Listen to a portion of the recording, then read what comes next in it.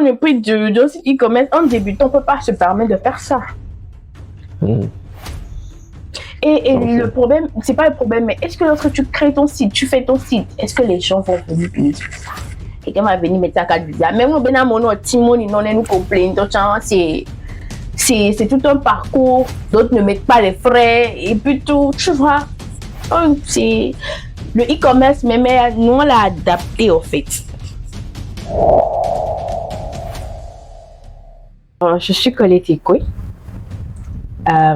coach e-commerce, apporteuse d'affaires et je suis à la tête d'une modeste entreprise qui fait dans l'événementiel, dans le coaching et dans le mentorat commercial. C'est Boris Agbo de African Influence Digital et c'est ma modeste entreprise aussi.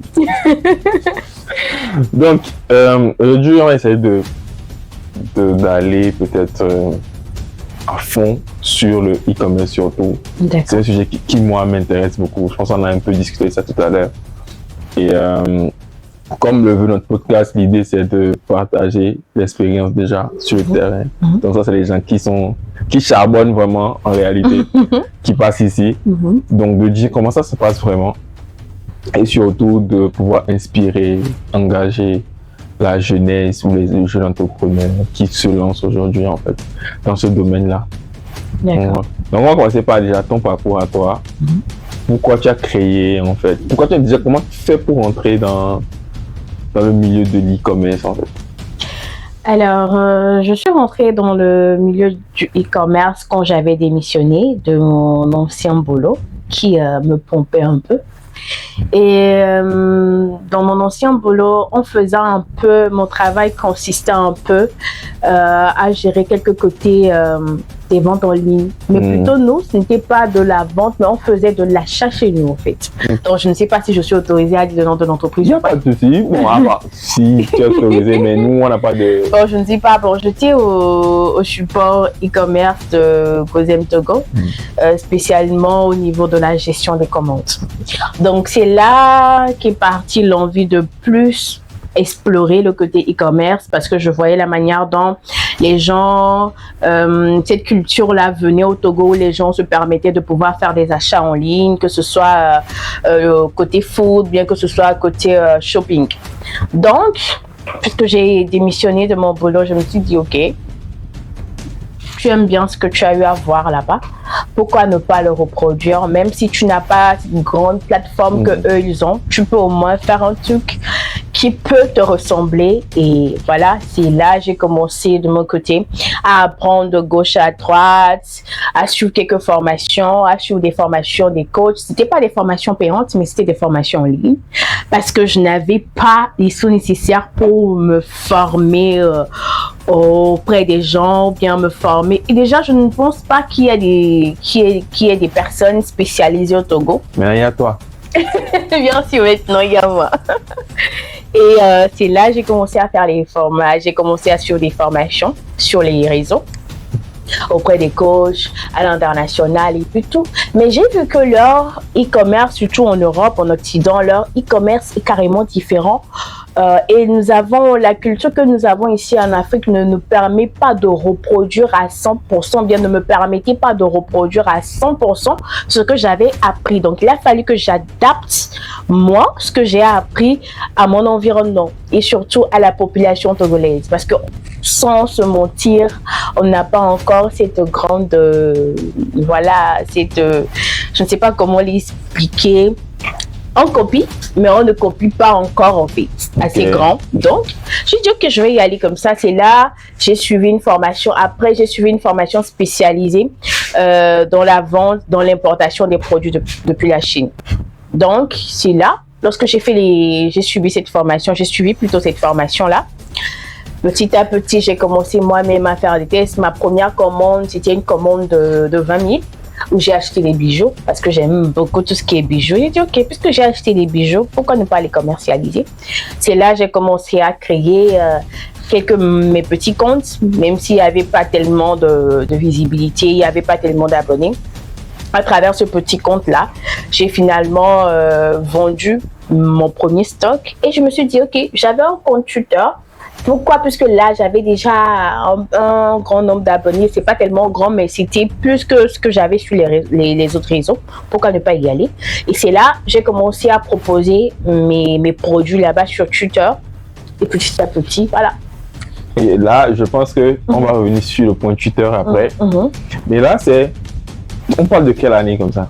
On parle de l'année 2022.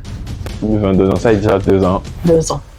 Ah, c'est beaucoup. Si tu tiens pendant 2 ans, c'est que quelque part, tu as trouvé la formule magique. Pas trouvé la formule magique, mais je suis une personne résiliente de nature. Okay. Donc, ce qui a permis que j'ai entendu les gens dire que tu veux entreprendre, est-ce que tu as le courage? Parce que depuis ma formation, je n'ai fait que travailler dans les bureaux, travailler pour des gens. Les gens m'ont dit, est-ce que tu peux supporter l'entrepreneuriat? Est-ce que tu peux te lancer seul? Déjà que c'est assez dur de ce côté, est-ce que tu peux? J'ai dit, je peux le faire. Donc voilà, mon côté résilience m'a permis d'être encore là. Et j'espère que ça me permettra d'être encore là d'ici 4 ou 5 ans et devenir encore plus grande. Ok. Tout à l'heure, je viens de dire que maintenant, toi, tu es là en termes de formation et tout. Donc ça, la dernière fois, j'ai vu aussi que tu avais lancé une formation. Et tu m'as déjà dit que c'est pour les jeunes femmes. Oui, c'était une formation en collaboration avec Brie, une marque qui est là, une marque engagée qui aide les jeunes mamans. Que ce soit côté psychologique ou professionnel. Donc, il les assiste et puis tout. Donc, j'ai eu à faire cette formation-là avec des jeunes mamans. Bien sûr, j'ai eu à montrer ce que je sais. Et spécialement, on s'est concentré, puisque le e-commerce est assez vaste. Donc, nous, on s'est concentré sur l'importation depuis la Chine grâce à l'application Alibaba. Ok. Donc, aujourd'hui, s'il y a quelqu'un qui se dit, je veux me lancer aussi dans le e-commerce et tout, qu'est-ce que tu lui proposes concrètement? Si une personne doit se lancer dans le e-commerce, il va falloir que, au prime abord, qu'elle s'arme bien parce que ce n'est pas vraiment facile. En termes d'argent? Pas en termes d'argent, mais en termes de patience. Parce que lorsque tu te lances dans le e-commerce, mais lorsque tu te lances dans toute activité, tu n'as pas encore de clients. Tu n'as pas encore une telle grande visibilité. Donc, il va falloir que tu patientes et que tu trouves des bonnes stratégies afin que tu deviennes visible. Parce qu'on parle de e-commerce, on parle d'un commerce qui se fait en ligne. Donc, si on n'arrive pas à voir tes produits en ligne, tu ne peux pas les vendre. Donc, il va falloir que tu aies une bonne stratégie afin d'être visible en ligne pour que tes produits soient vendus. Donc, dans ta formation, tu proposes plus cette partie. Du moins, est-ce que tu parles plus de cette partie communication là? Oui, je parle plus de cette... Tu donnes des outils et tout? Oui, je donne des outils et je les montre comment être communiqué. Ils communiquent, mais pas forcément être au devant. Ils peuvent communiquer tout en restant dans l'ombre en fait. Tout dépend de ce que tu veux faire. Par exemple, moi, j'ai associé mon image à ce que je fais. Vous allez voir qu'il y a d'autres vendeurs qui n'associent pas leur image à ce qu'ils font. Moi, j'ai associé mon image. Donc, à vous de voir ce que vous voulez faire. Est-ce que vous voulez associer votre image? Là, si vous voulez associer votre image à ce que vous faites comme business, la stratégie que vous aurez à développer va carrément différer de la stratégie d'une personne qui ne veut pas se mettre en avant, mais veut peut-être mettre que ses produits en avant. Ok. Là, quand on va parler du Togo principalement, est-ce que le e-commerce, c'est l'avenir ou c'est le présent? Je pense que le e-commerce, ce n'est pas vraiment, on va pas dire que c'est vraiment le présent, mais je vais dire que c'est l'avenir. Et un avenir très proche. Déjà qu'il y a... je vais me dire, il y a déjà des gens comme nous qui se lèvent et qui essaient de montrer ce modèle de business-là. Parce que nous avons cette culture, si tu veux lancer un business, tu te trouves un local, ou bien tu es quelque part, tu te trouves un petit endroit pour commencer et puis tout. Mais nous avons décidé de le faire en ligne. Donc, je suis sûre qu'avec cette nouvelle génération qui est vraiment la génération Z, qui est vraiment une génération... on va dire une génération IA, sûrement qu'il y aura de l'avenir pour le e-commerce au Togo. Ok, donc en gros, ça veut dire que toi, tu n'as pas de boutique? J'ai une boutique physique et en ligne aussi. Ok, donc est-ce qu'il faut la boutique physique forcément? La boutique physique, ça dépend de vos moyens. Si tu te dis, déjà, moi je trouve que faire le e-commerce et avoir une déjà le e-commerce permet en quelque sorte de réduire les coûts.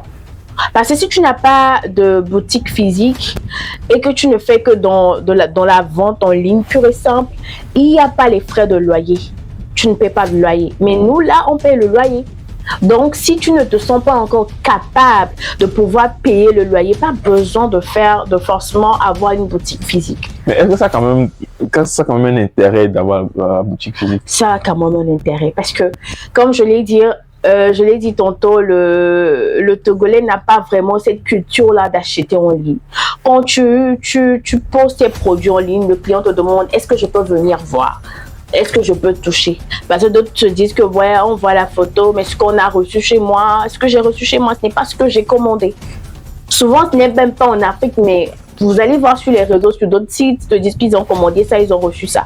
C'est parce que la plupart du temps, les photos qui sont en ligne des produits sont travaillées. Donc, il se peut que tu vois une couleur rouge, mais on voit ça, c'est pas vraiment rouge clair, mais c'est rouge bordeaux. Donc, sur ces petits détails-là, les clients se disent que non, qu'ils se font avoir. Ok. Donc, ça, j'ai dit que tu as formé la dernière fois un peu sur l'importation de produits. La Chine. Bon, actuellement, c'est ce qui abonde le pays. Tout le monde, toutes les jeunes, on voit les gourous sur les statuts. Est-ce que franchement, c'est un processus fiable, concret, sur lequel un jeune aujourd'hui peut se positionner et me dire, moi, je veux faire ça?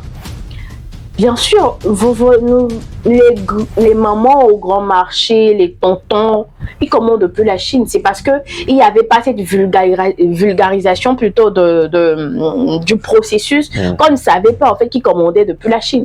Mais maintenant, puisqu'il y a l'Internet et plutôt cette facilité de faire des recherches, c'est là où on a su que nos mamans se fournissaient en Chine. Et là, eux, ils prenaient les avions, ils partent là-bas, ils achètent. Ils achètent. Mais maintenant, nous, on a les sites. Et la plateforme Alibaba, l'une des plus grandes plateformes B2B au monde. Donc, ce qui veut dire que les fournisseurs chinois sont là-bas. Donc, il y a possibilité de payer des articles. Sûrement que tu ne paieras pas les articles moins chers que lorsque toi-même tu y vas et tu visites leur usine et puis tout. Mais c'est toujours quand même l'importation depuis la Chine. Bon, moi, je viens très souvent, c'est les gens qui importent depuis la Chine ou par Alibaba, c'est je veux faire une commande, il faut que vous commandez d'abord avant que j'aille chercher, ou j'ai besoin de 10 personnes. Est-ce que ça, là, parce que moi, je n'ai pas souvent confiance en ça. Ça prend du temps avant de venir. Des fois, même, tu ne sais même plus si tu l'auras. Et en plus, les prix qui sont aussi affichés, non, ça ne me donne pas confiance. Alors, ils font du groupage. Okay. Alors, vous allez voir que lorsque vous allez sur la plateforme Alibaba, il y a une quantité de produits qu'il faut acheter auprès d'un fournisseur. Donc, ça veut dire qu'en question que ce fournisseur, surtout pour les personnes qui exigent une grande quantité minimale, ce sont des usines en fait. Donc si par exemple il y a un vendeur qui propose un article, il vous dit que l'article c'est à 2000 francs ou bien à 1500, mais il veut que 10 personnes payent, il est en train de faire du groupage. Donc il vous facilite la tâche, il veut que vous aussi vous ayez accès à ce produit en fait, il veut que vous ayez ce produit en question. Donc il passe par la méthode du groupage parce que lui-même il n'a pas les sous nécessaires pour pouvoir acheter toute cette quantité là, mais il est quand même intéressé par ce produit. Ok, donc ça, là on parle d'un e-commerce avec stock. Oui. Mais est-ce qu'il y a quand même le fait de l'e-commerce en stock au Togo? Il y a capacité de faire du e-commerce en stock. Par exemple, j'ai le produit, toi tu te charges de faire la pub de ton côté en spécifiant aux gens que toi tu as le produit, alors sachant très bien que tu n'as pas le produit. Tu postes les articles en ligne sur tes réseaux respectifs et tu prétends avoir le produit alors que le produit se trouve à mon niveau. Donc, tu viens vers moi et moi, je te fournis en fait. Ok. C'est en quelque sorte une forme de dropshipping, mais ce n'est pas vraiment ça. Ça veut dire que déjà, on parle de la définition simple du dropshipping, que tu n'as pas le produit chez toi, mais tu vends quand même cela. Et lorsque le produit sera à ton niveau, lorsque tu contactes le fournisseur que, ah voilà, il y a quelqu'un qui veut payer cette quantité, est-ce que vous pouvez le livrer? Donc voilà. Et c'est ce qui se fait beaucoup de nos jeunes frères, de nos jeunes sœurs, c'est ce qu'ils font en fait, parce que beaucoup n'ont pas le stock chez eux. Donc ça c'est plutôt du dropshipping, devant du e-commerce. On va dire que le dropshipping fait partie en fait du e-commerce. Comme je l'avais dit tantôt, le e-commerce est assez vaste. Donc voilà un peu. Alors on a assez parlé de l'e-commerce, maintenant on va parler un peu de toi, tes expériences, les problèmes que tu as eu depuis le début. Est-ce que franchement, il y a des moments où tu as voulu laisser tomber l'e-commerce? Il n'y a pas eu de moment où j'ai voulu laisser, mais il y a eu des moments où j'ai gravement pleuré parce que je me suis dit à un moment donné, ma mère qui me disait mais tu as démissionné, tu as cette capacité là de pouvoir trouver un autre emploi, pourquoi tu te capes? Parce qu'il y a arrivé un moment donné, comme je te l'ai dit à nos débuts, il n'y a pas vraiment de vente. Mais puisqu'il n'y a pas de vente et que tu n'as plus d'autres revenus, mais c'est dur de gérer les deux bouts parce que tu dois manger, tu dois te vêtir. Et voilà, tu dois faire des sorties si tu veux. Mais si ce que tu vends ne prend pas, tu vas faire quoi? On est assez vieux, vieille, on va pas aller encore s'arrêter devant les parents. Maman, je veux que tu me donnes ci ou ça. Et sachant que déjà tu as déjà travaillé. Voilà. Tu lui as déjà donné un peu de sous, donc elle s'attend que... Exactement, et que tu as décidé toi-même en plus de partir de ton travail. Donc, à nos débuts, c'était vraiment... Le début de toute chose est difficile, surtout si tu es un jeune entrepreneur et que tu n'as pas de l'aide derrière toi. C'est assez dur. Tu pleures. Je ne sais pas quel jeune entrepreneur n'a pas pleuré. Peut-être qu'il est... Mais on a tous pleuré à nos débuts. Ah bon? Vous n'a pas encore pleuré quand même? Oui. Personnellement, on a pleuré. À un moment donné, on se dit, on veut abandonner. Mais comme je l'avais dit tantôt, moi, je suis une personne résiliente. Je n'abandonne pas vite. Je trouve difficile, mais je n'abandonne pas vite. Ok, très intéressant. Maintenant, est-ce que pendant cette période où c'était un peu... Quelle était la stratégie ou la solution en fait? La solution pour moi, en ce temps-là, c'était de trouver des investisseurs. Investisseurs. C'est lourd, hein? L'objectif principal, puisque je n'avais pas les sous, je n'avais pas assez de sous, l'important pour moi, c'était de trouver des gens qui allaient investir dans mon business. Et je me suis dit, ok, d'accord. On ne peut pas compter sur la famille, on est en Afrique. Surtout la famille paternelle, là, ils ne savent absolument rien du tout. Il ne sert absolument à rien du tout. Donc, je me suis dit, ok, je vais aller voir des gens avec qui je suis proche, des grands frères. Et j'avais un business plan bien détaillé. Et je suis partie aller les voir. Voilà, si, j'ai besoin de si. Voilà, ok. Ils te disent, ok, ce qu'on va faire, on n'a pas tel montant à te donner, mais on te donne ce montant-là. Vas-y, fais. Et le but, c'était pour moi de leur faire comprendre en fait que ce que je recherche était sérieux. D'où j'ai amené j'ai traîné mon business plan là partout pour les faire comprendre que c'était du sérieux. Et je faisant, il y avait eu quelques têtes qui ont décidé d'investir. Et voilà, ça a commencé de là. Parce que déjà, tu peux proposer des produits, mais si tu n'as pas assez de sous nécessaires, tu ne peux pas proposer encore d'autres produits en fait. Parce que moi, je vends de façon saisonnière. Tu viens chez moi, tu peux retrouver une gourde. Le mois prochain, tu viens, il n'y a plus de gourde. Tu peux retrouver peut-être des appareils électroniques. Ouais. Donc, je vends de façon saisonnière. C'est la manière dont j'ai décidé de faire mon business. Mais je suis plus spécialisée dans les bijoux. Donc, c'est le plan de business des bijoux avec lequel je suis partie voir mes grands frères là. Donc, et après, je me suis dit, ok, tu sais comment acheter depuis la Chine? Tu t'es formé en ligne et puis tout. Pourquoi ne pas décider de former à ton tour les autres aussi? Et j'ai dit, ok, d'accord, je vais me lancer aussi dans la formation. C'est là, et quand je pense que mon premier élève, c'était un élève du Canada. Je l'ai eu au Canada parce que j'ai passé les infos. On a fait la formation en ligne. Ce jour-là, son retour m'a tellement satisfait que je me suis dit, ok, peut-être que je suis douée pour faire ça. Donc, au fur et à mesure, en le faisant, j'ai trouvé une certaine passion à transmettre ce que je sais. Et au fur et à mesure, dans toute activité, il faut continuer à apprendre parce que ce que tu as appris hier peut devenir obsolète dans 30 minutes.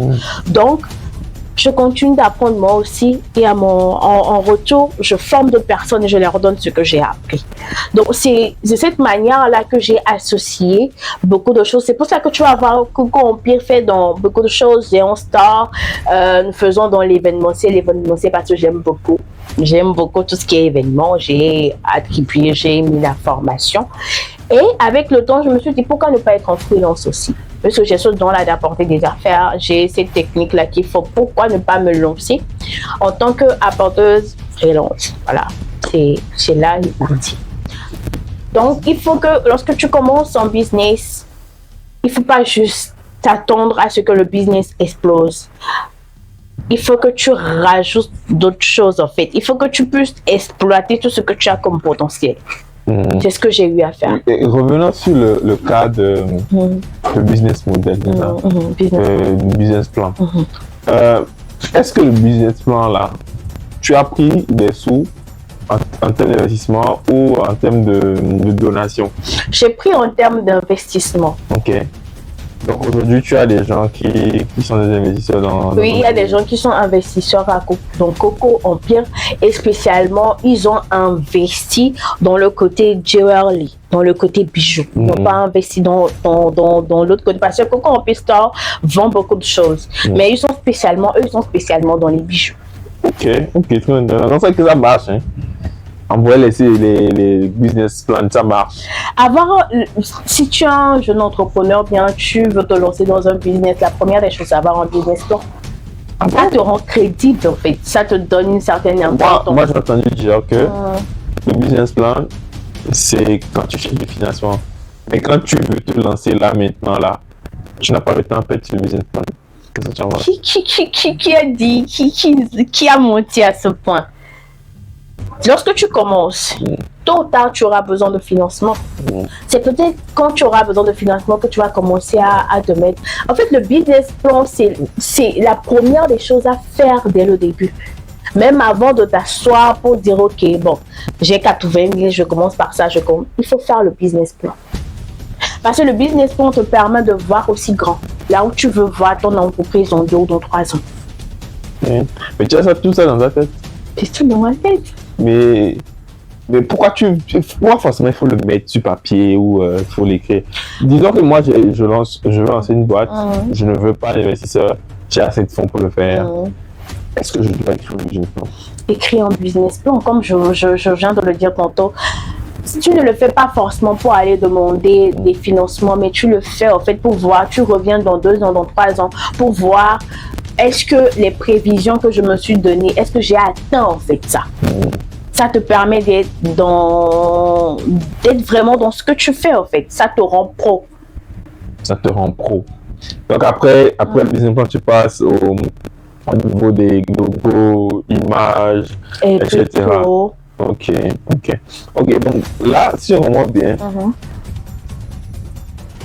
pendant tout ton parcours, tu n'as pas vraiment eu envie d'abandonner. Je n'ai pas eu. Mais il y avait eu des moments de difficulté. Mais est-ce que tu penses que, par exemple, l'e-commerce ou bien le monde de l'entrepreneuriat, c'est fait pour une certaine genre de personnes, genre une catégorie de personnes en fait? Oui, l'entrepreneuriat est fait pour une catégorie de personnes, des personnes résilientes. Donc, c'est pas la solution de l'Afrique en fait. Ce n'est pas une question seulement que de l'Afrique, hein, mais c'est du monde entier, tout entier. Toute personne qui veut se lancer dans l'entrepreneuriat doit être une personne résiliente. La résilience. Parce que ça ne vient pas d'un coup. Tu ne peux pas te lancer dans un business et puis ça vient hop, comme ça en fait. Et directement, oui, là on parle. Si par exemple tu es maçon, tu as dit que tu n'as pas encore de clients. Là on parle de l'e-commerce, quelque chose que tout le monde normalement pourra faire en fait. Même s'il faut des formations, c'est quand même quelque chose qui est très accessible. C'est comme quelque chose qui est très accessible. Mais où est-ce que tu veux voir ton e-commerce? J'ai connu des gens qui ont commencé le e-commerce. Aujourd'hui, ce n'est pas ça en fait. Ça dépend de là où tu veux te voir dans 2 ou dans 3 ans.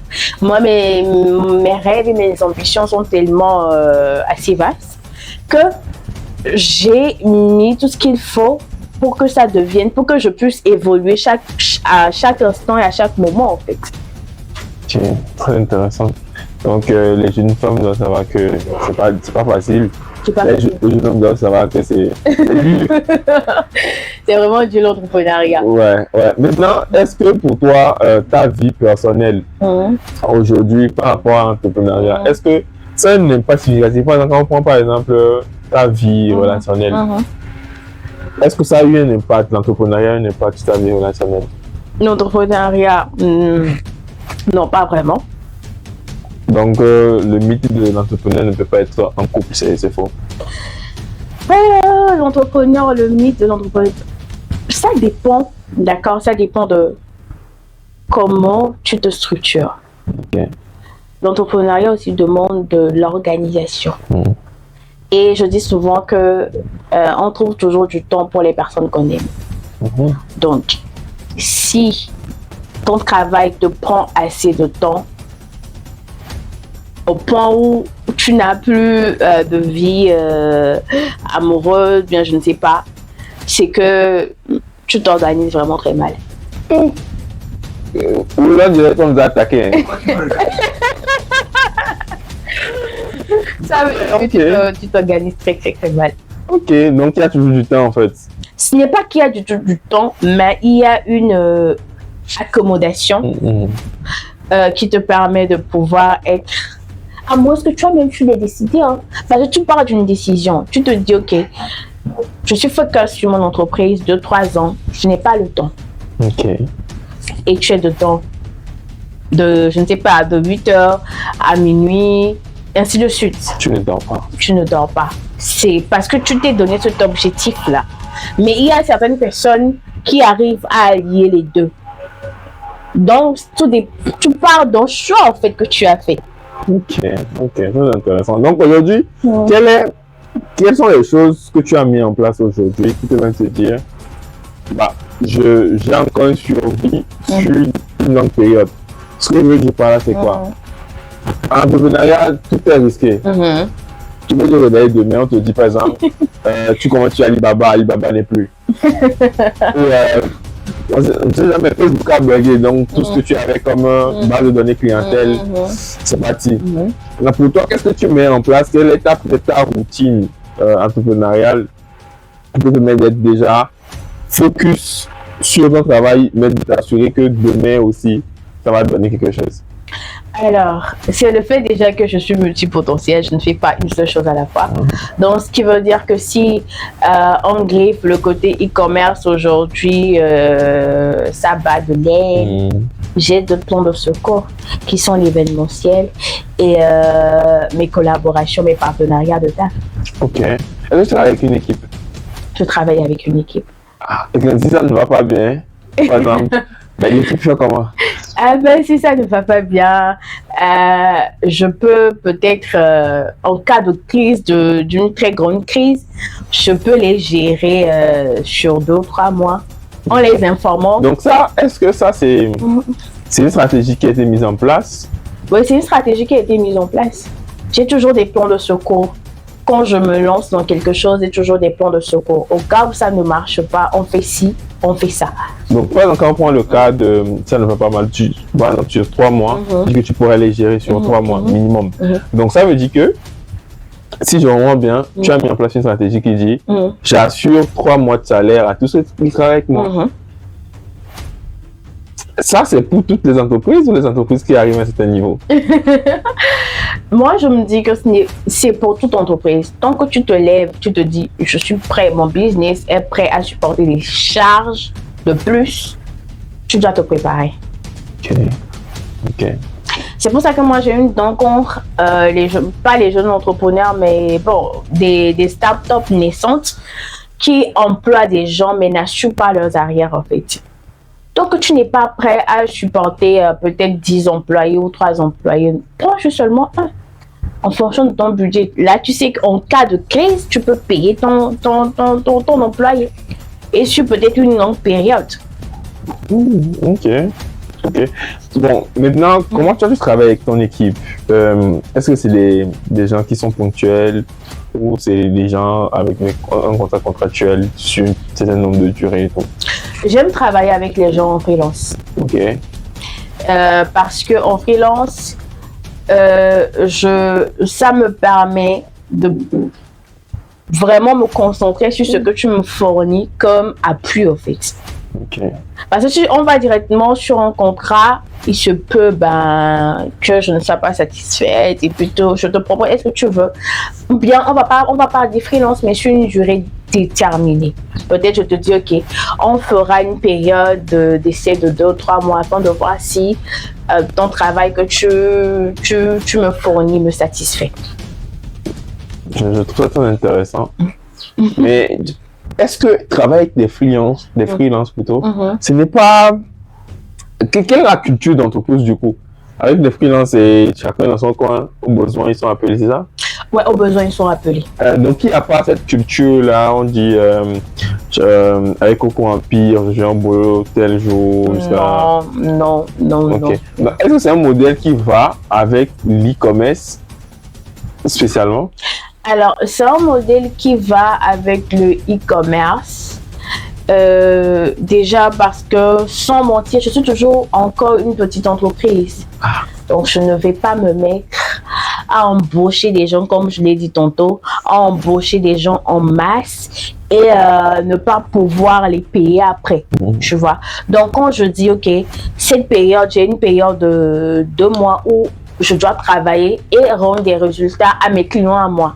Je vous fais appel, on travaille, on met en place une stratégie. Après les 2-3 mois, chacun se sépare. Ok. Ça, c'est un autre modèle que je viens de... Parce que les contrats ne viennent pas de façon... comment on va le dire? Je n'ai pas de contrat à chaque fois, parce que c'est une entreprise naissante où on essaie de... Maintenant, le peu de contrat qui vient, il faut qu'on puisse le faire bien et que chacun puisse en profiter. Ordinaire. Franchement, parce que c'est un modèle que je n'ai pas vu comme ça, mais que je trouve quand même très, très ingénieux. Franchement, c'est très ingénieux. Et est-ce que, bon, j'imagine que ça fait combien de temps que tu es dans ce genre de modèle freelance, contractuel, déterminé comme ça? Depuis que j'ai lancé Coco Empire. Ok. À quel moment tu as commencé à recruter? J'ai commencé à recruter lorsque j'ai eu ma première collaboration. Donc, ça veut dire que je pense après 3 mois de lancement officiel de Coco. Mais quand tu as pris l'argent des gens, après 3 mois? Non, quand j'ai lancé Coco Empire, en 3 mois, je n'ai pas eu de contrat. Okay. Donc, 3 mois après, j'ai eu un contrat où une personne voulait que on fasse la promotion de son produit. Donc, c'est là, moi, je travaille avec des gens, puisque je suis dans la culture des jeunes entrepreneurs, des jeunes, je travaille avec les gens qui se sont lancés en fait dans leur activité. Ils sont tout nouveaux dans leur activité. Je me dis qu'ensemble, on pourra faire quelque chose. Donc, si je sais que tu es peut-être bon en tant que community manager et tu viens de commencer, je te confie le boulot. Tu gères la page, tu me donnes les stratégies, voilà. Ok. Et ça, c'est Coco Empire, le côté... Oui, le côté... promotionnel et le côté événementiel. Et le côté e-commerce, surtout les bijoux. Tu avais dit que c'est là-bas que tu avais pris l'argent. J'avais pris l'argent des gens. Maintenant, comment tu as géré? Quand tu as pris l'argent des gens, comment tu as géré déjà? Quand j'ai pris l'argent des gens, il y avait... je te présente, il y a un contrat que je fais. Et les contrats sont sur... je te dis, tu auras tes retours sur investissement pendant telle période. Ok. Et après cette période? Après cette période.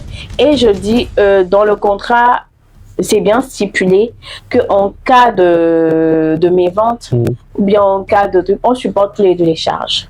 Ok. Donc, ce qui veut dire que tu auras tes retours sur investissement. Ça dépend. Si tu veux que ce soit des retours sur investissement mensuel ou bien que ce soit des retours sur investissement peut-être sur une année. Ok. Donc, c'est comme ça. Je te demande d'abord si c'est ça qui te convient ou pas. Et nous savons très bien, je te dis, ok, tu investis peut-être, on va partir sur 500 000. Avec les 500 000, nous aurons à faire les achats Et dans les 500 000, il y aura les frais, tout ce qu'il y a, les frais de dédouanement, tout sont incorporés dans tes 500 000. Et après, moi, je vends tout ça et je dis, OK, on aura tel bénéfice, en fait, sachant très bien quel genre d'article. En fait, tout est détaillé dans le contrat. OK. Tu sauras combien tu gagnes. Dès le début, hein? Dès le début. Quand je viens avec toi, je viens vers toi plutôt avec mon business plan, je te détaille tout. Parce que j'ai un petit côté où je détaille pour les investisseurs, comment ça va se passer, le modèle d'investissement que tu veux faire en fait. Ok. Donc à la fin, c'est plus sur des commandes en fait, si je ne me trompe pas. Ouais, c'est plutôt sur des commandes. Et je fais mes commandes de façon saisonnière en fait, c'est-à-dire je change de collection chaque 2 ou chaque 3 mois. Maintenant, si je comprends bien, vas-y, dis-moi. C'est que tu es parti prendre l'argent des gens sur une commande. Oui. Et est-ce que la prochaine commande qui a suivi, tu es encore parti chercher l'argent des gens? Non. Comment tu gères maintenant? Je gère avec mes propres fonds. Ok. Donc l'argent des gens là, c'était juste pour le début. Ce n'est pas juste pour le début, mais c'était juste pour l'incorporer à ce que j'avais en fait. C'est-à-dire que j'avais besoin de... Mais comment tu fais pour avoir tous ces... Est-ce que tu avais déjà des gens qui t'accompagnaient en termes de contrat, rédaction de contrat? Oui. Ok, donc si je comprends bien, si on comprend bien, il me faut quelqu'un qui rédige les contrats. Oui. J'ai un avocat qui me rédige des contrats. Ce qui fait que tu as payé dès le début. Je l'ai fait au fur et à mesure. Mais dès le début quand même, comment ça s'est géré? Parce que moi je comprends qu'au début, tu avais une certaine organisation déjà. Tu avais une certaine logique dans ce que tu faisais, une certaine rigueur déjà. Et j'imagine qu'en tant que jeune entrepreneur, quand on se lance, on n'a pas toutes ces infos là. Moi je l'avais en fait. Parce que j'avais pris le temps de voir et d'analyser beaucoup de choses. Et j'ai eu à voir des vidéos, des personnes qui ont commencé, les erreurs qu'ils ont eu à faire en fait. Donc YouTube était un ami? Non, pas YouTube était mon ami, mais les comptes des personnes spécialisées dans le commerce, dans l'investissement étaient mes amis. Parce que je ne voulais pas faire d'erreur en fait. Et ça va prendre beaucoup de temps? Ça m'a pris 6 mois. Juste pour te documenter? Pour me documenter. Donc ça veut dire qu'on ne se lance pas parce que Coco vient de parler de l'e-commerce. Donc demain là, je commande direct. Non. Prends le temps. On prend le temps. On se documente, on maîtrise son sujet, on maîtrise quelle stratégie, quelle est ta cible à toi, comment tu penses pouvoir avoir le chiffre d'affaires ou bien comment tu penses avoir le capital dont tu as besoin pour lancer ton business. Moi, il y a quelque chose qui me vient là direct, c'est ce que tu viens de dire là, si les gens qui suivent ce podcast vont se dire, ok, j'ai envie de me lancer dans l'e-commerce aussi. Mais attendre 6 mois, c'est long. Mais toi, tu as maintenant les ressources. Toi, tu as maintenant les informations. Oui. Pourquoi pas organiser une petite formation? C'est pour ça que je fais des coachings privés aux gens qui il y a des coachings privés qui pour sont des là. gens qui ont envie de se lancer réellement. Ok. Et ça, avec des chiffres 6 chiffres ou 7 chiffres? Non, pas 6 chiffres. Et j'aime beaucoup prendre les jeunes femmes. J'aime beaucoup. Nous, on a fait quoi? Vous n'avez rien fait. J'aime prendre vous aussi, mais je suis plus centrée sur les femmes. Parce que je me dis que les femmes ont beaucoup de potentiel et elles sont douées vraiment quand il s'agit de commerce. Donc, j'aime beaucoup prendre des jeunes femmes et puis voilà. Après, on va essayer de travailler avec toi, s'il faut, pour peut-être discuter avec certaines de ces femmes-là. De ce qu'ils ont tiré de la formation, ce qu'ils font maintenant, etc. Pour donner en fait aux gens cette preuve-là que l'e-commerce est quand même un métier d'avenir déjà comme tu viens de Mes dire. élèves que j'ai eu à former, je suis toujours en contact avec eux. Parce qu'après mes formations, je fais un mois de suivi pour voir comment est-ce que tu te gères. Pendant ces un mois, tu reviens vers moi. Lorsqu'il y a des soucis, tu t'en sors pas, je suis là à ta disposition.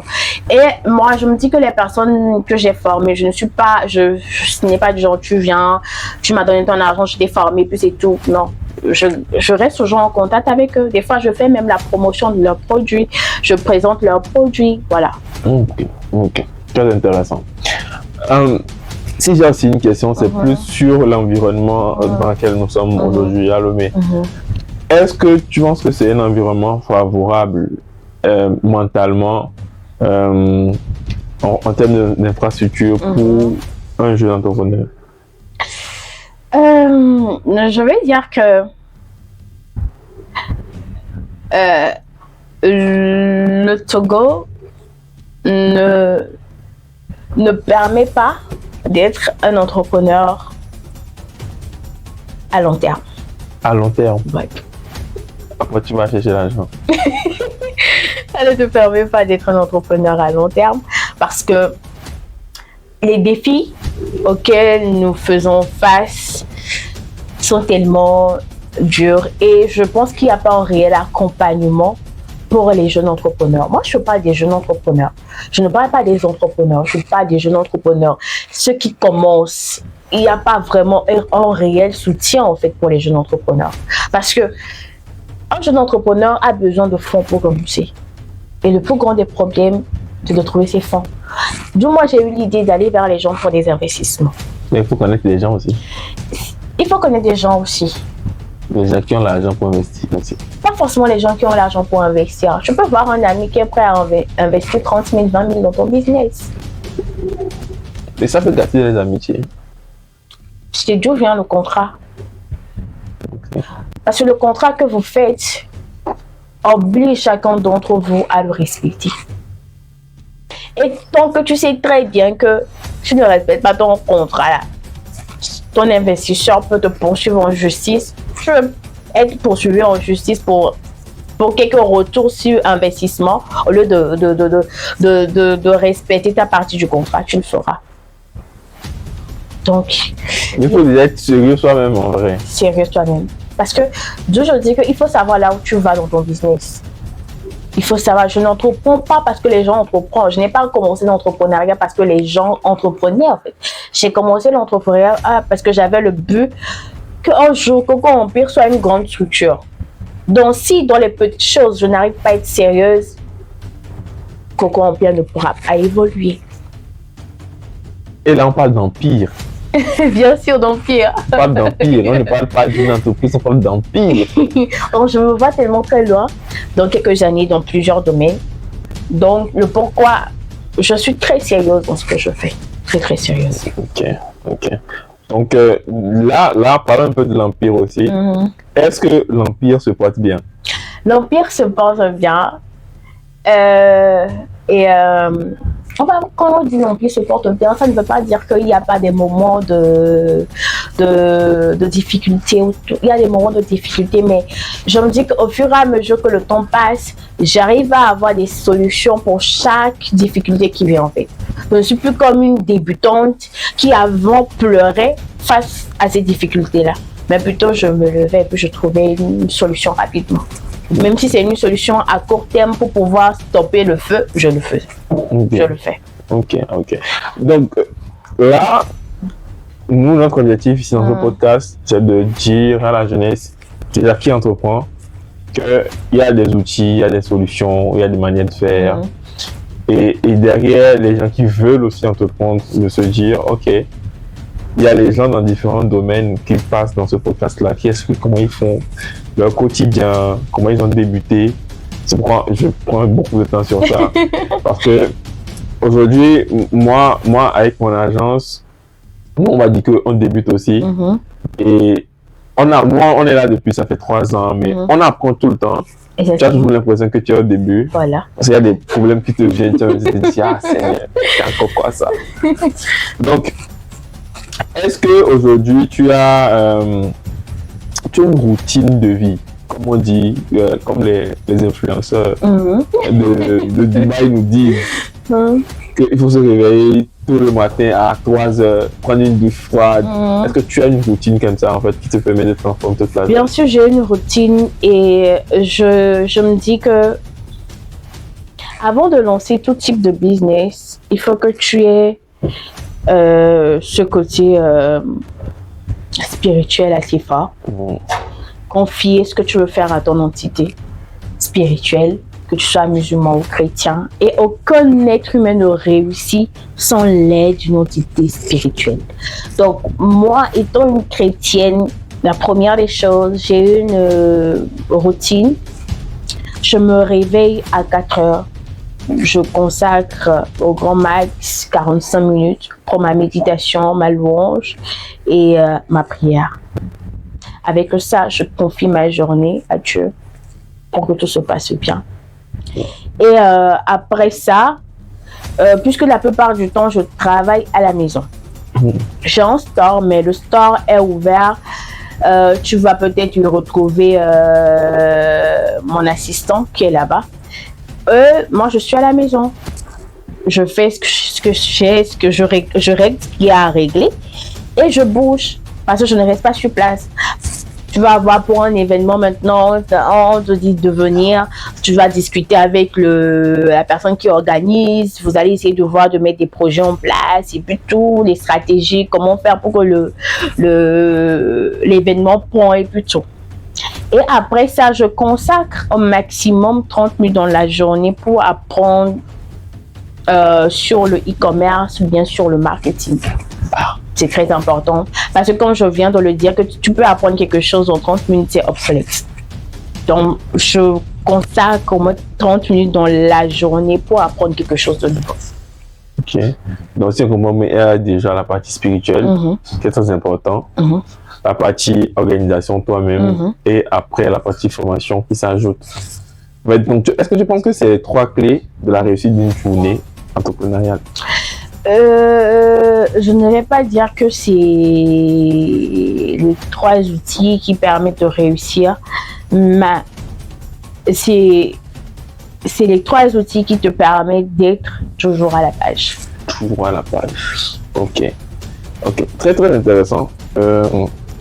Petit à petit, comme on aime le dire, on devient moins petit. On devient moins petit.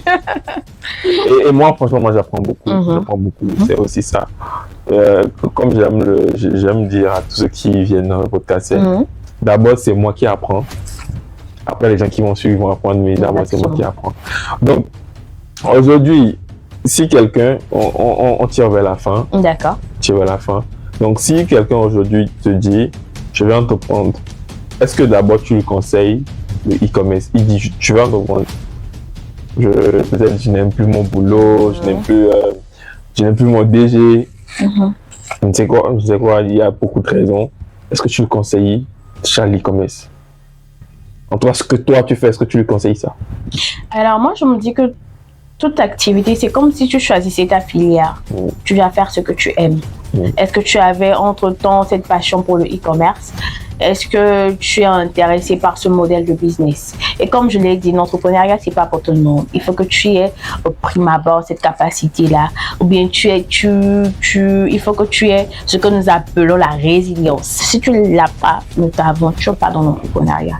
Et si tu veux entreprendre, les gens ont l'habitude de dire il faut entreprendre dans ce qui marche. Et puis mais je veux que tu entreprennes dans ce que tu aimes. La passion et la détermination donnent un résultat waouh. Ah, il y a des punchs, hein? Il y a des punchs. Ok. Donc, ma première question c'était si, bien évidemment, tu conseillerais l'e-commerce. Et du coup, si après avoir peut-être sondé, ok, moi j'aime ceci, et finalement je me dis, je vais me lancer dans l'e-commerce. Quelles sont les 3 premières choses que je fais? Et puis je me dis, là, je suis bon. Là, tu nous avais parlé avant des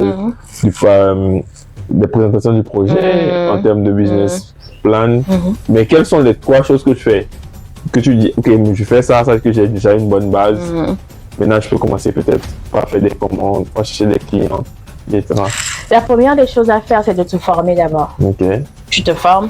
Et secondo, on ne se lance pas pour... Tu fais une période de test. Une période de test pour toi-même. La période de test, c'est la période dans laquelle tu n'investis pas tout ton capital dans ce que tu veux faire. Tu prends juste une petite partie, tu testes le marché, tu vois si ça marche ou pas.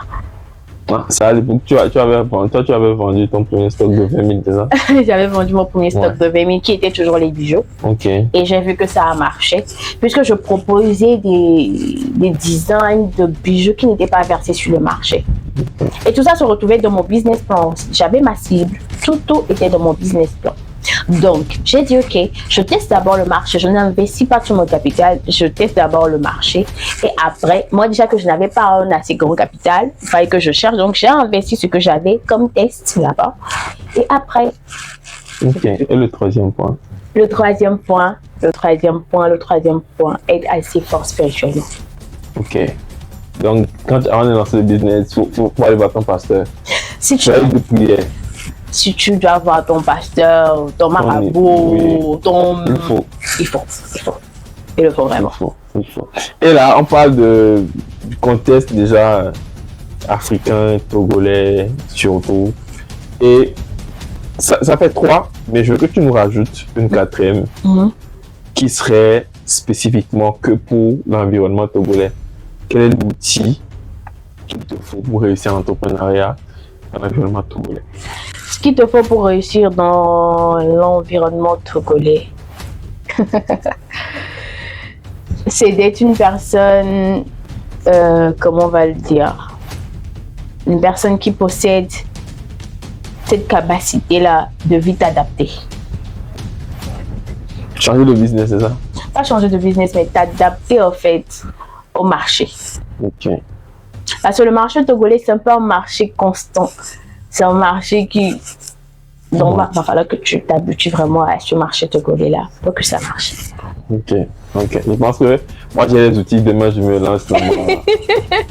Si tu t'es déjà formé, tu as eu à faire tout ce qu'il faut comme formation de ton côté. Quand je parle de formation, ce n'est pas... On est à l'ère du digital. Il y a les formations que tu peux retrouver en ligne et tout. Je ne te demande pas d'aller... On ne demande pas aux gens d'aller voir des gens spécialement pour maths. Il y a des formations que nous suivons, comme je l'avais dit au début, il y a des formations qui ne sont pas adaptées à notre environnement. Donc, tu peux sur ces formations-là et revenir vers quelqu'un qui est déjà dans le domaine. Et moi, j'aime que si les gens veulent se lancer dans un certain domaine, qu'ils trouvent une personne qui forme et qui exerce dans ce domaine aussi. Parce que je peux te former, une personne peut te former de façon théorique en fait. Mais ce que nous vivons vraiment, ce que les gens vivent dans ce domaine d'activité, lui ne le sait pas. Et dans votre domaine, qu'est-ce qui est plus dur en fait? Notre domaine, c'est comme je l'ai dit, c'est l'adaptation en fait. Okay. Il faut vraiment s'adapter à la clientèle, s'adapter au mouvement du marché. Trouver du client, c'est facile dans l'e-commerce au Togo? Trouver du client, c'est facile dans le e-commerce. Je trouve que les gens qui sont plus touchés dans le e-commerce, c'est les jeunes. Parce qu'on a tout le temps nos téléphones en main. Et c'est ça. Et quand tu arrives à avoir un client, ce que les gens négligent dans le e-commerce, que je ne cesserai jamais d'en parler, c'est leur relation client. Ils n'ont pas de relation client, ils n'ont pas établi une bonne relation client avec leur clientèle.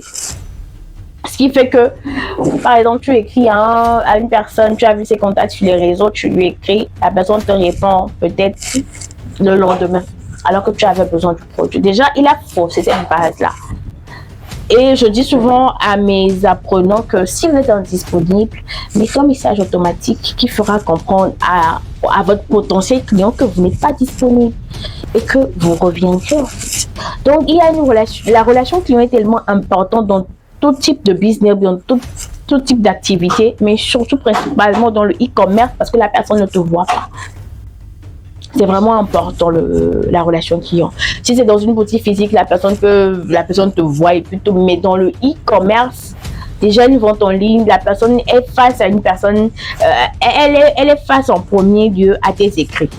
Donc il faut que tes écrits, il faut que tes dires puissent inspirer confiance et pouvoir établir une dynamique intéressante en fait.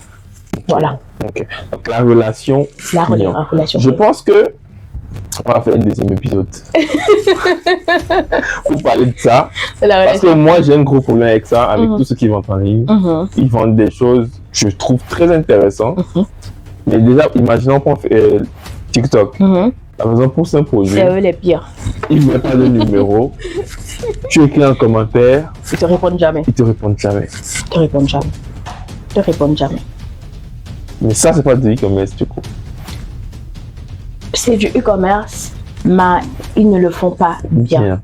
C'est comme de la menuiserie, le menuisier te fait la table, mais il y a un petit défaut, c'est un peu penché. Ok, je pense qu'il va falloir qu'on refasse une nouvelle épisode. Pas de souci.